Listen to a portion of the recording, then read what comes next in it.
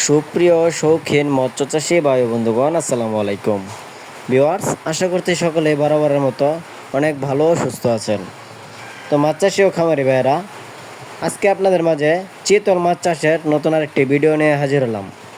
আপনারা যারা পুকুরে চিতল মাছ চাষ সম্পর্কে বিস্তারিত জানতে চান, কীভাবে চিতল মাছের পোনাগুলি পুকুরে চাষ করতে হয় এবং এই মাছগুলি প্রতি শতাংশে কত বীজ দিবেন, তা নিয়ে কিছু বিস্তারিত আলোচনা করব। তো সম্পূর্ণ ভিডিওটি ধৈর্য সহকারে লক্ষ্য করে দেখবেন।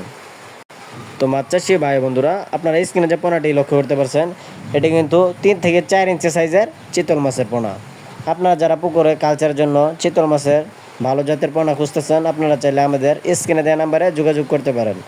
আমরা এই উন্নত জাতের চিতল মাছের পোনাগুলি সারা বাংলাদেশের 64 জেলায় বিনামূল্যে ফ্রি হোম ডেলিভারি সার্ভিস দিয়ে থাকি। তো মাছ চাষি ভাইয়েরা, চিতল মাছ চাষ করতে হলে অবশ্যই আপনাকে ভালো একটি শৌখিন পরিষ্কার পুকুর সিলেক্ট করতে হবে। ওই পুকুরে আপনি প্রতি শতাংশে 12 থেকে 15 পিস এই সাইজের চিতল মাছের পোনা কালচারের জন্য দিতে পারবেন।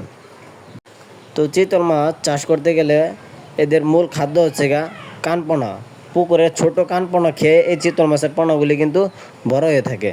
এরা রাক্ষসীয় প্রজাতির এবং কি এরা বাজারে সবচেয়ে চাহিদাযুক্ত দামি মাছের মধ্যে একটি।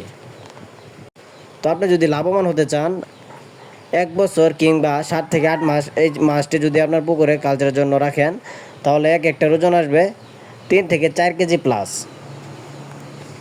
তো মাছ চাষি ভাইয়েরা, আপনাদের যাদের পুকুরে অতিরিক্ত কানপোনা জন্ম হয় এবং কি কানপোনা আছে, আপনারা চাইলে কিন্তু বিনা খরচে এই চিতল মাছের পোনাগুলি চাষ করতে পারবেন এই কানপোনা খাইয়ে।